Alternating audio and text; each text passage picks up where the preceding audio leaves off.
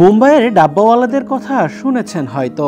শহরের এক প্রান্ত থেকে অপর প্রান্তে যারা ডাব্বা বা টিফিন বক্স পৌঁছে দেন গন্তব্যে, তারাই মূলত ডাব্বাওয়ালা। ব্যস্ত শহর মুম্বাইয়ের এই ডাব্বাওয়ালারা প্রায় সবার কাছেই পরিচিত মুখ। ঠিক তেমনই কিছু ডাব্বাওয়ালার দেখা মিলবে বুড়িগঙ্গার সোয়ারি ঘাটে। তবে তাদের ডাব্বাওয়ালা বলা হয় না, তারা পরিচিত বুড়িগঙ্গার চাঙারিওয়ালা নামে। চাঙারি বলে ওই যে ভাত নিয়ে যায় আসে, এর লাগা বাতালিও বলে, আবার চাঙারিয়ালাও বলে। চাঙারিয়ালারাই ভাত নিয়ে যায়, এই জন্যই ওদেরকে চাঙারিয়ালা বলা হয়। এটা তো চাঙারি বলতে চাঙারির ভিতরে ভাত নেই, এই জন্য চাঙারি বলে। চাঙারি এই যে ভাত নেই, এটা চাঙারি বলা হয়। কেউ বলে এ পেশার বয়স 100 বছর, কেউ বলে ব্রিটিশ আমল থেকে, আবার কেউ বলে 50-60 বছর। তবে বছরের পর বছর ধরে এভাবেই খাবার আনা নেওয়ার কাজ করেন এই চাঙারিওয়ালারা। চাঙার শব্দের অর্থ বাঁশ বা বেত দিয়ে তৈরি টুকরি জাতীয় এক প্রকার পাত্র। যারা এই পাত্র বহন করেন তাদেরকে বলা হয় চাঙারিওয়ালা। হিন্দি শব্দ চঙ্গেরি থেকে চাঙারি শব্দ এসেছে বলে ভাষাবিদদের ধারণা। যদিও কথিত আছে পালি শব্দ চ্যাংটক থেকে চ্যাংগাড়ি এবং এরপর থেকেই চাঙারি শব্দের জন্ম হয়েছে। আমি 88 বছর ভাত নেই, এটাই জানি। আর কত সালে তো তোমার বিচার নাও।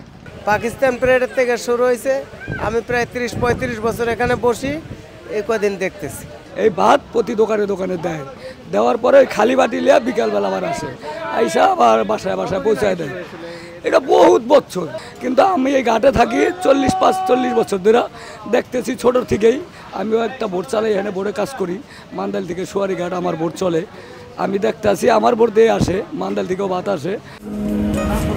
নদীর ওপার থেকে কর্মব্যস্ত মানুষের বাড়ির গিন্নিদের তৈরিকৃত খাবার বহন করাই মূলত চাঙারিওয়ালাদের কাজ। বলতে গেলে বাড়ির খাবার আর কর্মস্থলের যোগসূত্র স্থাপন করেন তারা। আমরা দোকানে দোকানে ভাত পৌঁছে দিই, বাড়ি বাড়ি থেকে আইনে, এটাই আমাদের কাজ। এবং কাজটা হইলো প্রতি বাসায় বাসায় যাইব, বাসায় বাসার থেকে ভাত আনবো, বাসার থেকে ভাত আই না, তারপরে এই যে সোয়ারি ঘাট জমাইব, জমানোর পরে একটা লেবার লইব, এই লেবার দিয়া ভাত লিয়া যাবো মার্কেটে নেওয়ার পরে ওখান থেকে ওরা ভাত একটা বাটি লিয়া প্রতি দোকানে দোকানে দিব।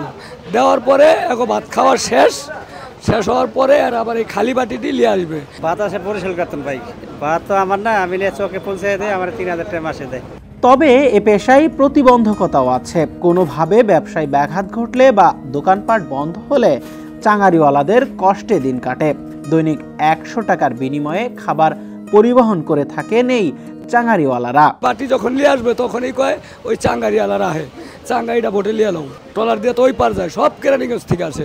ভারতে এই পেশার শুরু 100 বছরের বেশি সময় ধরে হলেও বুড়িগঙ্গার চাঙারিওয়ালারা ঠিক কবে থেকে এই পেশায় যুক্ত তার সঠিক তথ্য জানা যায় না। সে যাই হোক, যান্ত্রিকতা আর উচ্চ মূল্যের যুগে স্বল্প খরচে বছরের পর বছর যে অকৃত্রিম সেবা দিয়ে যাচ্ছেন চাঙারিওয়ালারা, তা কেবল হয়তো পেশার প্রতি ভালোবাসা বা ভালো লাগার কারণেই সম্ভব।